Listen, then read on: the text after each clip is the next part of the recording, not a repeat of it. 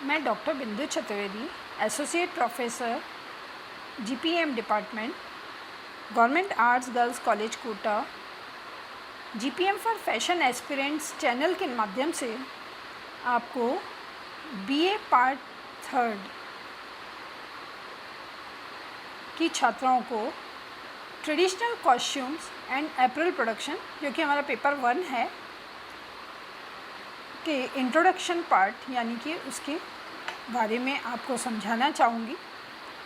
ये मेरा पहला वीडियो है इस टॉपिक का, तो आप इसको ध्यान से समझें ताकि आप इसके विस्तार से जब समझाया जाए तो समझ सकें।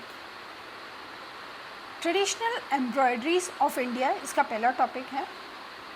आप इस चैनल को सब्सक्राइब कर लें, लाइक करें तथा कमेंट बॉक्स में जाके आपको जिस भी प्रकार की अगर कोई समस्या है या कुछ समझ में नहीं आ रहा है, आप ज़रूर मुझे बताएं ताकि मैं उसको उस टॉपिक को फिर से एलैबोरेटली आपको एक्सप्लेन कर सकूं। तो हम आते हैं ट्रेडिशनल एम्ब्रॉयडरीज ऑफ इंडिया या भारत के परंपरागत कढ़ाई। भारत, जैसा कि आपको मालूम है, परंपराओं के नाम पे बहुत ही रिच या विभिन्नताओं से भरा हुआ है। हर प्रदेश की अपनी एक खूबी है, अपनी कढ़ाइयाँ हैं जिनके द्वारा वो अपने आपको रिप्रेजेंट करता है।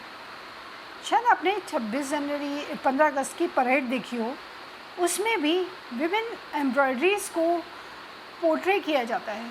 तो समझिए कि वहाँ के कलाकार, कितने कलाकार हैं जो इससे जुड़े हुए हैं, कारीगर इससे जुड़े हुए हैं और वो उनके रोजगार का माध्यम है। इसे समझना इसलिए भी ज़रूरी है कि जब हम फैशन के बारे में पढ़ते हैं या गारमेंट्स के बारे में पढ़ते हैं तो कहीं ना कहीं हमें उनको वैल्यू एडिशन के लिए ट्रेडिशनल एम्ब्रॉयडरीज़ के बारे में को भी इंट्रोड्यूस किया जाता है, जो कि आजकल बहुत ज़्यादा प्रचलन में है। तो समझें कि भारत के परंपरागत कढ़ाइयाँ क्या हैं और ये क्यों की गई। तो आज मैं केवल इसके इंट्रोडक्शन पार्ट को या भूमिका को बताऊंगी। भारत प्राचीन काल से ही अपने आकर्षक, अलौकिक, सुंदर एवं विशिष्ट कढ़ाई के लिए प्रसिद्ध रहा है। यहाँ के कढ़े हुए सुंदर एवं आकर्षक वस्त्र विश्व के अनेक देशों में प्रसिद्ध थे।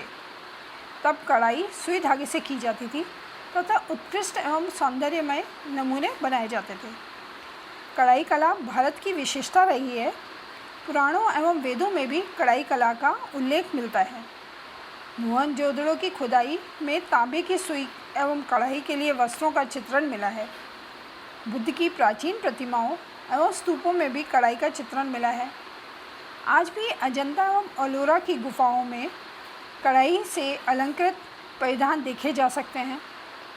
प्राचीन साक्ष्यों से ये साबित होता है कि कुशाल काल में भी कढ़ाई कला अत्यंत लोकप्रिय एवं विकसित थी। मुगल शासकों को कढ़े वस्त्र अत्यंत प्रिय थे, अतः इस काल में कढ़ाई कला को विशेष प्रोत्साहन एवं प्रशय मिला। मुगल काल के कढ़ाई कला में फारसी कला का प्रभाव भी देखने को मिलता है।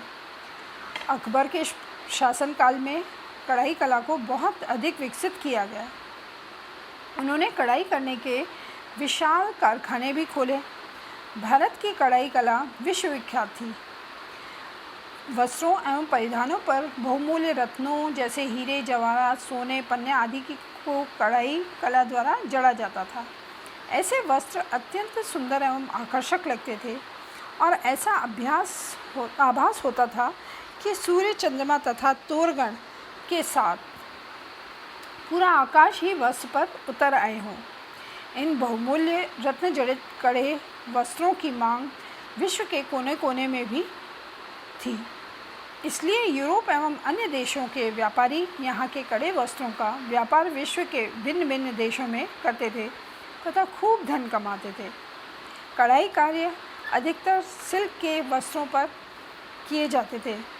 नमूने के रूप में प्राकृतिक सौंदर्य का चित्रण पशु पक्षी, नृत्य करती मानव आकृतियाँ, देवी देवताओं के चित्र, पौराणिक गाथाओं पर आधारित चित्रों को काढ़े जाते थे। रंग बिरंगे रेशमी एवं सूती धागों में वस्त्र को काढ़ा जाता था। कड़े वस्त्रों का उपयोग शादी ब्याह, तीज त्योहार, विशेष उत्सवों एवं नाटकों में खेलों में किया जाता था। पहाड़ी लोग, स्त्री एवं पुरुष कढ़ाई कला में विशेष निपुण थे। वे इसी कार्य को अधिक रुचिपूर्वक, धैर्य एवं उत्साह से किया करते थे। पहाड़ी महिलाएं कढ़ाई कला में कुशल एवं प्रवीण होती थी तथा अवकाश के क्षणों में वे अपने एवं अपने परिवारों के लिए कढ़ाई द्वारा परिधानों को अलंकृत करती थी। पहाड़ी जातियों के मैदानी इलाकों में आ जाने से कढ़ाई कला का विशेष प्रचार प्रसार हुआ। विश्व के अनेक देशों में के लोगों ने भारत में आगमन होने से भी यहाँ की कढ़ाई काफ़ी विकसित भी हुई, प्रचलित भी हुई।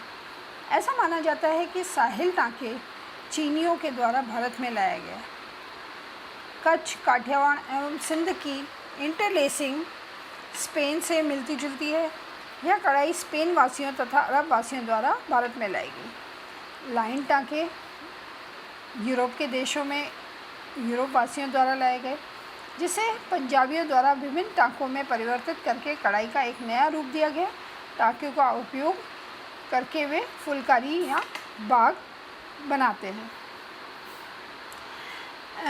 जमीला ब्रजभूषण की किताब the costume and textile of India में भी लिखा गया है कि the chicken work of Uttar Pradesh resembles the washable linen embroidery of Europe, while the Kasuti of Karnataka resemble closely the embroidery of slave countries and Austria, Hungary and Spain, combining as it does the line darning and cross stitches.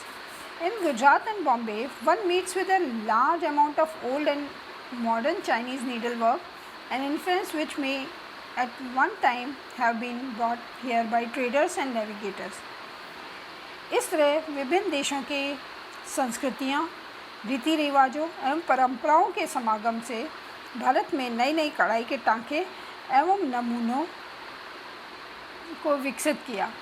भारतीय कढ़ाई कला में यहाँ की सांस्कृतिक परंपराओं का प्रतिबिंब झलकता है, परंतु क्षेत्र विशेष पर कढ़ाई कला, रंग संयोजन, संस्कृति का प्रभाव, टाँके, नमूने एवं बनाने की विधि में विभिन्नता पाई जाती है और इसे ही हमें समझना है। ये चीज़ें प्रैक्टिकल में भी हैं, तो अतः आपको विभिन्न टाँकों, नमूनों को समझना है और विस्तार से उसको करके भी देखना है। हमारे कोर्स में निम्न कढ़ाइयाँ हैं: Kashida of Kashmir, Kantha of Bengal, Kasuti of Karnataka, embroidery of Kutch and Kathiawar, Manipuri, Punjab of Phulkari of Punjab, Chamba Rumal, Chikankari of Lucknow.